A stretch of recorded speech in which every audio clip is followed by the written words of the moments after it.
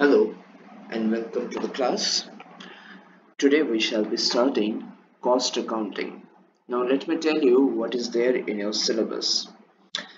The portion that has been allotted to me is Unit 1 and Unit 2. Unit 1 contains introduction, Unit 2 contains material costing. Now today we shall be starting off our class with introduction. And we shall be completing this portion of introduction in two parts in today's class, as well as we will require the next class to complete. So without any further ado, let us begin. Cost accounting unit 1 introduction. Now সবথেকে প্রথমে যেটা আমাদের জানতে হবে, that is why do we need cost accounting, why do we need this subject? Now simply speaking, we actually know how to do cost accounting in our personal lives. For example, a family event. যদি পরিবারে কোনো একটা family event হয়, আমরা দেখি যে আমাদের বাবা বা মায়েরা বা কাকা জেঠারা সবাই মিলে বসে কষ্টের মানে কত কি খরচা হতে পারে সেই বিষয়গুলোকে লিখে রাখে। তারপরে ইভেন্টটা কন্ডাক্ট করা হয়, খাওয়া দাওয়ার যা খরচা হয় সমস্ত কিছু দেখার পরে, সমস্ত কিছু শেষ হয়ে যাওয়ার পরে ওরা কিন্তু আবার বসে ম্যাচ করার চেষ্টা করে যে কত খরচা হয়েছে, কোথায় হয়েছে। তারপর দুটোকে ম্যাচ করে আমি এতটা আন্দাজে করেছিলাম, এতটা হয়ে গেল। এই বিষয়টা কিন্তু বেসিক্যালি পার্সোনাল লাইফে কস্ট অ্যাকাউন্টিং করা। So we are aware of this. ফ্যামিলিতে কোনো ইভেন্ট হলেই দেখা যাবে একটু যে এইগুলো কিন্তু পসিবল, এগুলো কিন্তু দেখা যায়। ফ্যামিলি হেড বলো বা যার উপরে দায়িত্ব দেওয়া আছে ওরা কিন্তু করে। ওকে, so when it comes to the business, তখন নিজেদের মতো করলে তো আর হবে না, একটা সিস্টেমেটিক ওয়েতে ফলো করতে হবে। সো বেসিক্যালি আমাদের এই সাবজেক্টটা কেন দরকার, কারণ কি আমরা বিজনেসের জন্য কিভাবে সমস্ত খরচাগুলোকে রেকর্ড করে, কিভাবে কন্ট্রোল করে ওদেরকে, সেগুলো জানতে গেলে আমাদেরকে সিস্টেমেটিক্যালি বুঝতে হবে যে কস্ট অ্যাকাউন্টিংটা কি। সো বেসিক্যালি আমি বলতে পারি এটা একটা systematic process to understand when, how and which costs to record where। ঠিক আছে, সো আসো তাহলে মেইন ডেফিনেশনটাতে আমরা আসছি। What is cost accounting? It is a process. The first thing that we should mention is that it is a process. Process of what? Process of identifying, recording expenditures and incomes. এখানে আমরা ইনকামটা কেন বললাম? Although we are talking about cost accounting, but the term income will come. Why? কেননা অনেক সময় কি হয়, ডিসকাউন্ট বলে যদি আমরা কিছু ফ্যাক্টরকে কনসিডার করি, this is what which reduces our expenditure. Anything that reduces our expenditure can also be categorized a part of income. তো আমি যখন বাজারে যাচ্ছি কিছু জিনিস কিনছি, জিনিস কিনতে গিয়ে 100 টাকার জায়গায় 80 টাকা আমার লাগলো, তো 20 টাকা আমি রিটার্ন পেলাম, রিটার্নটা ইনকাম বলা যেতে পারে। সো বেসিক্যালি ওটাকে নেট অফ এক্সপেন্সেস আমাকে দেখতে হবে, তার জন্য ইনকামটাকে সেখান থেকে লেস করে দিতে হবে। অনেক সময় এক্সপেন্ডিচার কনসিডার করতে গেলে কিছু কিছু রিফান্ড বা ডিসকাউন্ট সেগুলোকে কনসিডার করতে হয়। That is the reason this term has come in. Okay, তো আমরা কি দেখলাম? Cost accounting is basically a process of recording, identifying and recording the expenditure and income, and then preparing the statements and reports. Now ultimately কি করা হয়? Just for example, তোমরা financial accounting এ দেখেছো যে সমস্ত কিছু রেকর্ডিং এর পরে জার্নাল থেকে লেজার, লেজার থেকে ট্রায়াল ব্যালেন্স, সেখান থেকে ট্রেডিং পিএল, ব্যালেন্স শিট সেগুলো বানাতে হয়। তো সিমিলারলি আমরা যে কস্ট অ্যাকাউন্টিংটা করছি সেখানেও আমরা জার্নালে পুট করব, লেজারে পুট করব, তারপর সেখান থেকে আমরা বিভিন্ন স্টেটমেন্টস এবং রিপোর্টস আমরা তৈরি করব। ঠিক আছে, and those can be in this format বা সেগুলো এই ফরম্যাটেও হতে পারে, which we are already aware of. Okay, next তাহলে আমরা কি বলতে পারি, এই যে প্রসেসটা, এই প্রসেসটার মধ্যে কি কিসের কিসের ইনভলভমেন্ট আছে, কিভাবে অ্যাকচুয়ালি কাজটা করা হয়। তো সিস্টেমেটিক প্রসেসের ফার্স্ট স্টেপ হলো কস্ট ডিটারমিনেশন। সব থেকে আগে কোনো কিছু রেকর্ড করার আগে ডিটারমাইন করতে হবে যে অ্যাকচুয়াল কস্টটা কত, ঠিক আছে? So this is the first step, that is cost determination. Next is cost recording. একবার কস্টটাকে আইডেন্টিফাই করার পর সেটাকে কিন্তু কস্টের বিভিন্ন খাতায় রেকর্ড করতে হবে সিস্টেমেটিক ম্যানারে। রেকর্ডিং এর পর সেখান থেকে বিভিন্ন জায়গায় আমাদের অ্যানালাইসিসটা করতে হবে। Analysis on the basis of what? বিভিন্ন স্ট্যান্ডার্ডস থাকবে যে এত খরচা হওয়ার কথা ছিল, এর থেকে বেশি হলো না, এর থেকে কম হলো, কি কারণে হলো, সেই আন্ডারস্ট্যান্ডিং গুলো আমাদের ডেভেলপ করতে হবে, সেগুলো আমাদেরকে অ্যানালাইজ করে বের করতে হবে রিজনস গুলো। After that comes the preparation of cost reporting, মানে সোজা কথা রিপোর্ট তৈরি করতে হবে, সেটাকে কনভে করতে হবে। All these things are done why? So that a decision can be made. All these things are done for decision making. Clear? So basically আমরা কি বলতে পারি, cost accounting তাহলে কি? It is a process of identifying expenditures and incomes and recording them and presenting statements and reports based on them. This systematic process includes determination of the cost, recording of the cost, analyzing of it, and also preparing a report so that it conveys information to the management for decision making. This becomes the whole definition for cost accounting. Now we have understood what is cost accounting. We are going to now understand what are different cost concepts. These are very basic things. এটা জানা থাকলে, এটা বুঝতে পারলে পুরো costing এর terms বুঝতে আর কোনো অসুবিধা হবে না, ঠিক আছে? টার্মিনোলজিস এগুলো। Basically what is cost? সোজা কথা এটা হলো total amount of expenditure incurred. এটাকে আমি অন্যভাবে বলতে পারি the amount of sacrifice made in monetary terms to gain a particular value, সেটা হয়ে গেল কস্ট। তো এটা টোটাল খরচাটাকে দেখাচ্ছে। তাহলে what is costing? Costing is nothing but the technique and the process of ascertaining those costs. মানে সোজা কথা খরচা তো হয়ে গেছে, কিন্তু এখন কোন টেকনিক বা কোন প্রসেস ফলো করে সেগুলোকে আমি রেকর্ডিং করছি, সেটা হয়ে যাচ্ছে আমার কস্টিং, ঠিক আছে? নেক্সট আসছে কস্ট অবজেক্ট। যার জন্য আমরা কস্ট অ্যাকাউন্টিংটা করছি বা কস্টিংটা করছি, সেই বিষয়টা হয়ে যায় cost object. Just for example, আমি যদি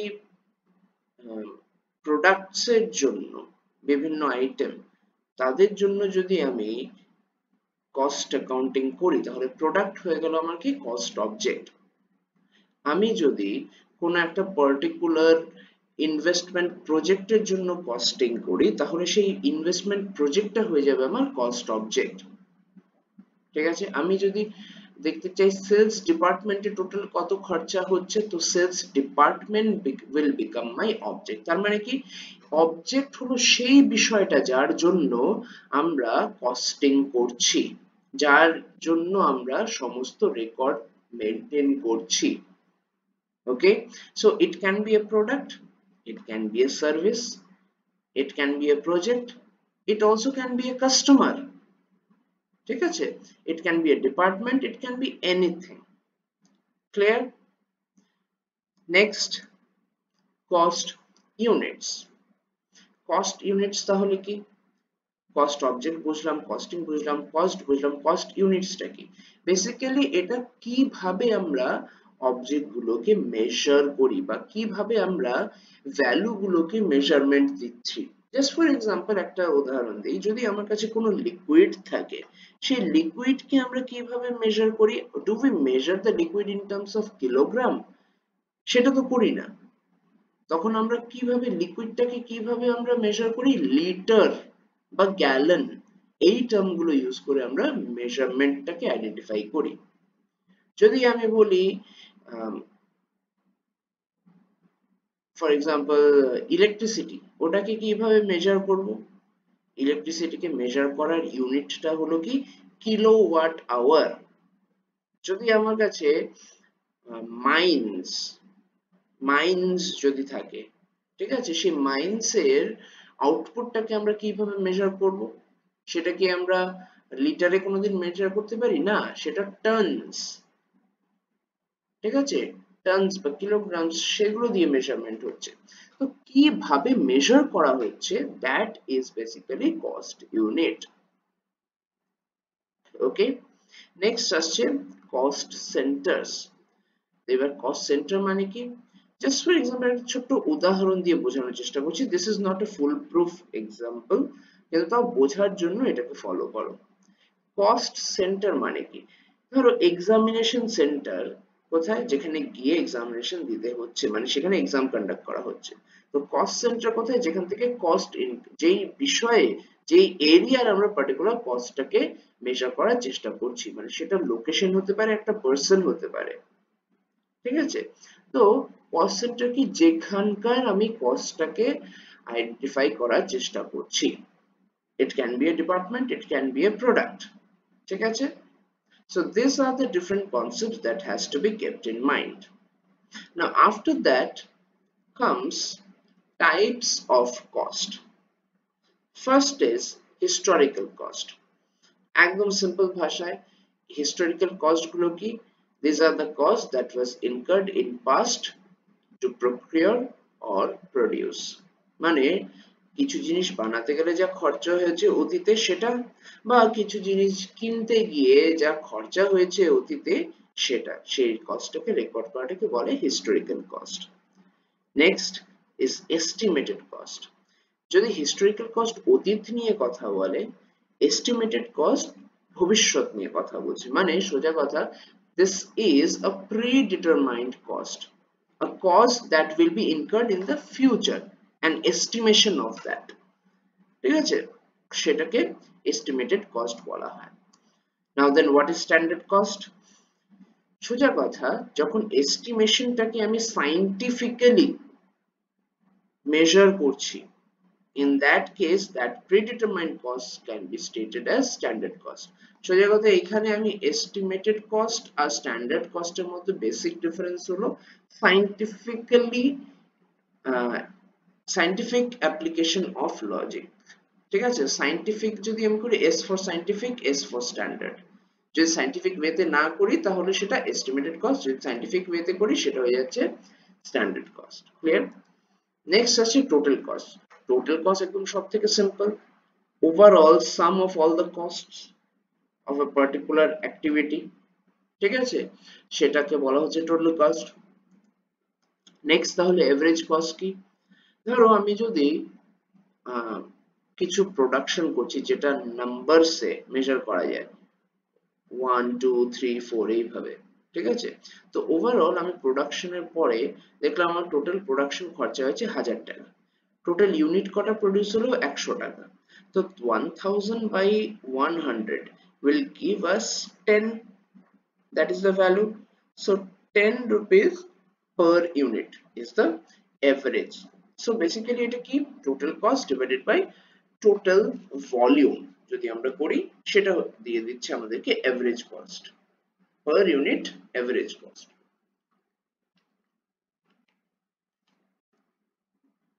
Next is marginal cost. এবার ধরো আমরা 100 ইউনিট তো প্রডিউস করলাম, 101 নাম্বার ইউনিট যদি আমি প্রডিউস করতে যাই, আমার খরচা তো নিশ্চয়ই একটু বাড়বে। So the extra cost incurred to produce that one extra unit is called marginal cost. Clear? Now after understanding types of cost, we need to understand the objectives, that is the target or the goal of cost accounting. What are the goals of cost accounting? First target হলো to ascertain cost. আমরা যে cost accounting যে systematic ওয়েতে approach করছি, Y, to understand কিভাবে কোন জায়গায় কোন বিষয়ে আমাদেরকে অ্যাসার্টেইন করতে পারি আমরা বিভিন্ন কস্ট গুলোকে। Clear? Next is determination of selling price and profitability. Very soon you will also learn how to do cost sheet. Cost sheet এর মেইন টার্গেটটাই হলো কি, টু আন্ডারস্ট্যান্ড যে পার ইউনিট কস্ট প্রাইস কত আসছে, Why do we need to understand that? The reason being, আমি যদি per unit cost price টাকে identify করতে পারি, in that case আমি profit add করে I can find out the selling price of the product. So basically our total sales activity or profitability depends totally on my determination of the cost price. ঠিক আছে? That is why cost accounting is very important. Next target টা কি? To control cost. কি করে control করবে? ধরো যে এক্সাম্পলটা দিয়ে আমরা শুরু করেছিলাম, ফ্যামিলি ইভেন্টে বাবা বা জ্যাঠা বা কাকারা কি করছে, একটা পেপারে লিখে রাখছে যে কত খরচা হতে পারে। কেন করছে? যেন আউট অফ কন্ট্রোল খরচা না হয়। যেখানে 5,000 লাগার কথা সেখানে যেন 15,000 লেগে না যায়, 5,000 এর জায়গায় 5,500 লাগতে পারে। ঠিক আছে? তো লিখে রাখার মানেটাই এটা, যেন কন্ট্রোলে খরচা হয়। সিম্পলি স্পিকিং, আমরা যদি একটা ছোট্ট ফ্যামিলি ইভেন্টের জন্য এটা করতে পারি, বিজনেসের জন্য কি আরোই করা উচিত নয়? বিজনেসে তো কোটি কোটি টাকায় খরচা হচ্ছে।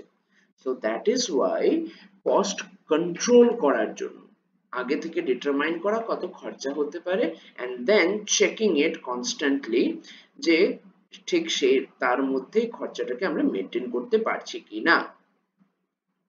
Clear? So that is called cost control. Next comes cost reduction. Always একটা টার্গেট রাখা হয়, যে আমাদের কমন কনসেপ্ট কি থাকে, আমাদের টার্গেট থাকে যে প্রফিটেবিলিটি বাড়াবো। প্রফিট কি করে বাড়ানো যেতে পারে? দাম বাড়িয়ে দাও, প্রোডাক্ট সার্ভিসেস এর সেলিং প্রাইস বাড়িয়ে দাও, তাহলে প্রফিট বেড়ে যেতে পারে। কিন্তু আজকালকার মার্কেটটা ইজ ভেরি কম্পিটিটিভ। আজকে যদি 2 টাকাও আমার বেশি হয় একটা পার্টিকুলার প্রোডাক্টে, মানুষ কিন্তু ওটা ছেড়ে সাবস্টিটিউটে চলে যাবে। ঠিক আছে? তো বেসিক্যালি এখন কি টার্গেট করা হয়, যে আমি প্রাইসটাকে বাড়াবার ডিসিশনটা একদম লাস্ট রিসর্ট, মানে না পারতে বাড়াতে হবে। তো তার আগে কি করা হয়, খুব চেষ্টা করা হয় যেন কস্টটাকে ওভারঅলি রিডিউস করা যেতে পারে। তো বেসিক্যালি কস্টটাকে রিডিউস করব কিভাবে? এই প্রপার কস্ট অ্যাকাউন্টিং এর সিস্টেমে আমরা বুঝতে পারবো যে কোথায় স্কোপ আছে টু রিডিউস ফার্দার কস্ট। তো এই স্কোপটাকে আইডেন্টিফাই করলেই তখনই কিন্তু আমরা কস্ট সেভিং ও করতে পারবো। So the target of costing is, or the target of cost accounting is also to reduce cost. Next, decision making. এত কিছু যে করছি, এই যে এই ফার্স্ট 4 স্টেপ করলাম কেন? বিভিন্ন রিপোর্ট তৈরি করার জন্য। ঠিক আছে? বিভিন্ন স্টেটমেন্টস, বিভিন্ন রিপোর্ট তৈরি করার জন্য। নাও এই রিপোর্ট গুলো কিসের জন্য ইউজ করা হয়? For the sake of decision making. Okay, এই ডিসিশন মেকিং এর জন্য কিন্তু এদেরকে ইউজ করা হয়। কারা এই ডিসিশন মেকিং করে? Management. Okay, now after understanding the objectives, let us understand the advantages. What are the advantages? First advantage, measuring and improving efficiency. সোজা কথা, এখানে কস্ট অ্যাকাউন্টিং কি করছে? মেজার করছে, আইডেন্টিফাই করছে, তারপর সেখান থেকে দেখার চেষ্টা করছে যে কোন জায়গায় কস্টটা একটু কমানো যেতে পারে, কোন জায়গায় টাইমটা বেশি লাগলো, কোন জায়গায় খরচাটা বেশি হলো। all these things are done for what? So that পরবর্তীকালে আমরা আরো বেটার কাজ করতে পারি, and to do something better is also an indication of efficiency. তো সোজা কথা হলো, আমি মেজার করছি, আমি লিখছি, কেন? আমার টার্গেটটা হলো পরবর্তীকালে আরো যেন আমি এফিশিয়েন্ট হতে পারি। আমি মেজার করার চেষ্টা করছি আমার এফিশিয়েন্সি গুলোকে। Next, identification of আনপ্রফিটেবল activities. Simply speaking, আমি যদি কস্টিং না করি তাহলে কোনোদিন বুঝতে পারবো না কোন জায়গা থেকে আমার প্রফিট হচ্ছে। কারণ কি, 3টে কম্পোনেন্ট প্রফিটেবিলিটির জন্য always very important. First is cost price, second is sale price, আর থার্ড ইজ প্রফিটেবিলিটি। এই 3টে ভেরি ইন্টাররিলেটেড। কস্ট প্রাইস যত বেশি হবে তত প্রফিটেবিলিটি কম হবে, কস্ট প্রাইস যত কম হবে তত প্রফিটেবিলিটি বেশি হবে। তো আমার কস্ট প্রাইস যদি আমার প্রফিটেবিলিটিটাকে ডিটারমাইন করে, তাহলে কি আমি বলতে পারি না যে কস্ট অ্যাকাউন্টিং এর দ্বারা আই ক্যান আন্ডারস্ট্যান্ড কোন কোন এরিয়াতে প্রফিটেবিলিটি আমার কম। তো basically cost accounting helps me to identify আনপ্রফিটেবল activities. Next হলো ফিক্সিং প্রাইসেস। কিছুক্ষণ আগেই আমরা সেটা এক্সপ্লেন করলাম। সেখানে আমরা দেখলাম কি সমস্ত প্রোডাক্ট রিলেটেড যা খরচা হয় সেগুলোকে এক জায়গায় লেখা হয়, লিখে নেওয়ার পর টোটাল কস্টটা বের করা হয়, তারপর টোটাল ভলিউম দিয়ে আমরা ডিভাইড করে এভারেজ কস্ট প্রাইসটাকে আমরা আইডেন্টিফাই করতে পারি। এভারেজ কস্ট প্রাইস আইডেন্টিফাই করার পরই আমরা একটা পার্টিকুলার পার্সেন্টেজ তার উপরে চার্জ করি অ্যাজ প্রফিট। তো cost price plus profit will give us what? Selling price. ঠিক আছে? তো basically to fix prices I need to do cost accounting. তো আমি বলতে পারি যে cost accounting helps me to fix prices. Next, price reduction. যখন বিভিন্ন ইকোনমিক স্ট্রেসফুল সিচুয়েশন আসে, মার্কেটে কম্পিটিশন খুব হাই হয়ে যেতে পারে due to entrant of a certain company, disruptive nature of their business can harm me.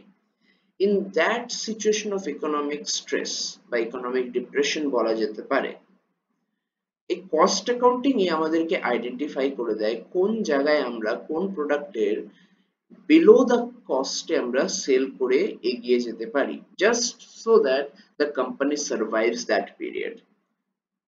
তো বেসিক্যালি এটা আমাদের একটা survival mechanism.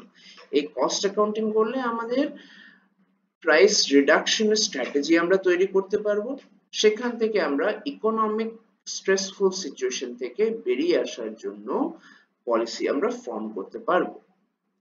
Next, control over stock. এই বিষয়টা আমরা পরের চ্যাপ্টারে আরো ডিটেলসে বলবো, বাট এখন আমি বলে দিচ্ছি যে কন্ট্রোল ওভার স্টক মানেটা কি।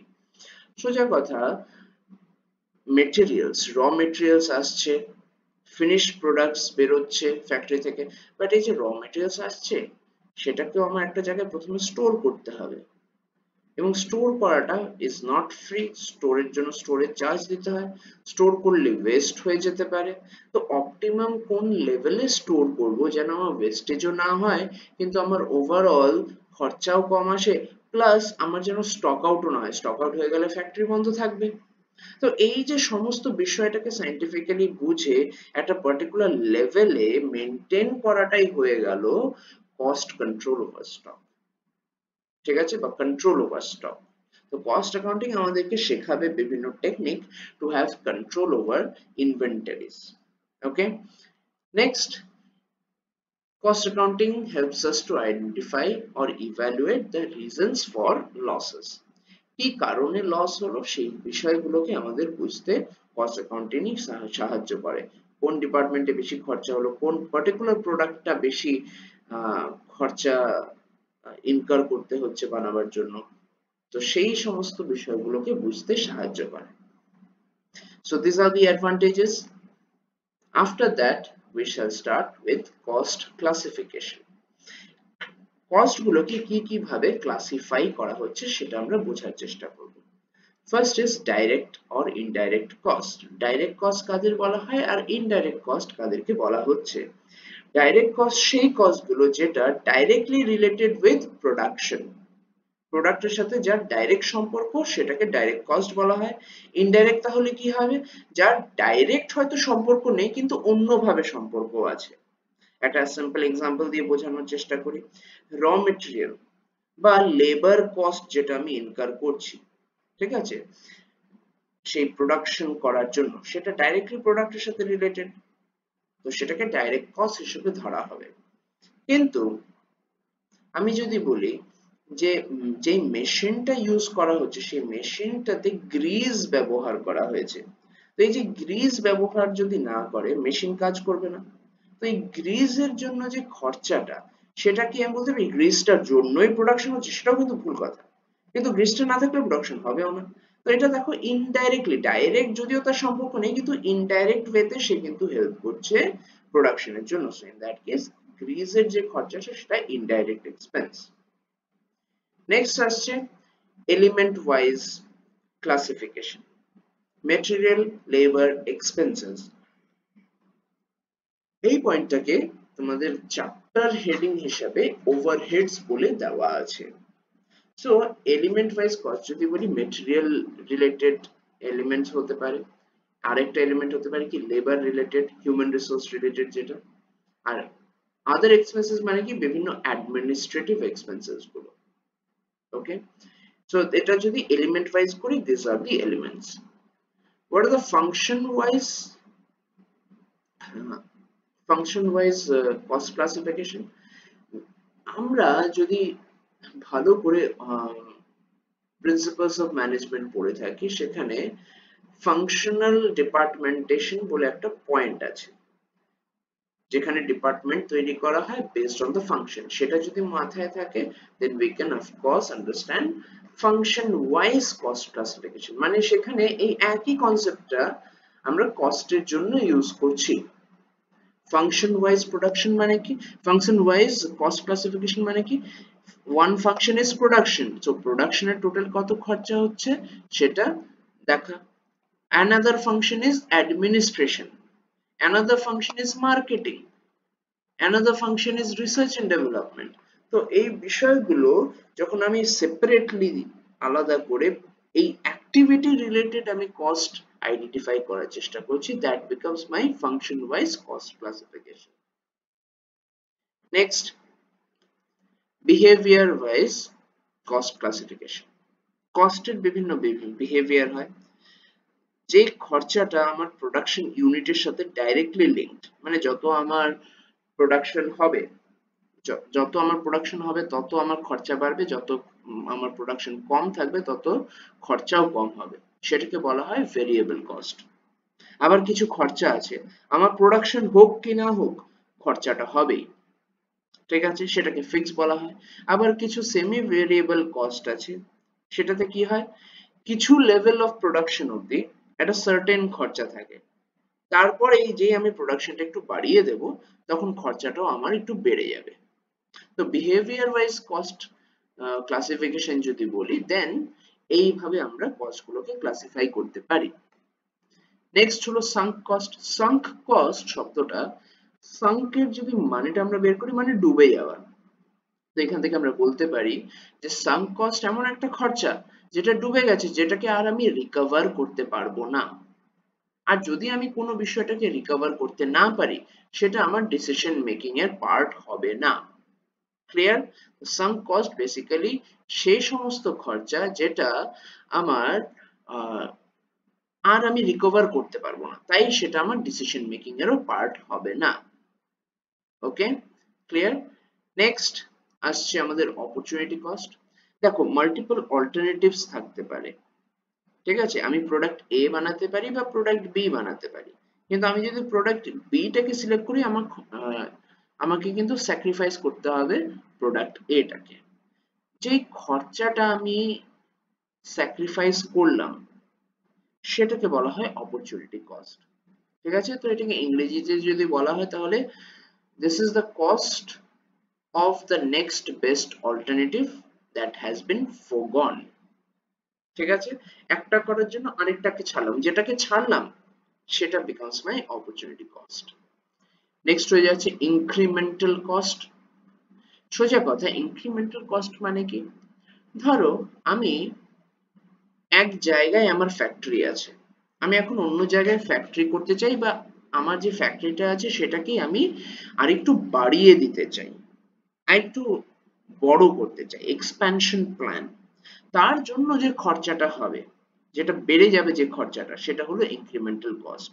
বা আমি একটা পার্টিকুলার প্রোডাক্ট এইভাবে বানাচ্ছি, এখন অন্যভাবে বানাবো, তো সেই অন্যভাবে কাজ করতে গেলে নিশ্চয়ই খরচা ইনকার করতে হবে, তো সেটা কিন্তু ইনক্রিমেন্টাল কস্ট হিসেবে দেখা হবে। লাস্ট কামস ডিফারেন্সিয়াল কস্ট, এবং এটা হলো আমাদের last point for the day. Differential cost মানে কি, দুটো অল্টারনেটিভ ডিসিশন নেওয়ার জন্য দুটো এসপেক্টের, দুটো আইটেমের, দুটো এভিনিউজ এর আমার ভালো করে প্রত্যেকটা কস্টকে ম্যাচ করতে হবে। The difference in those cost is called as differential cost।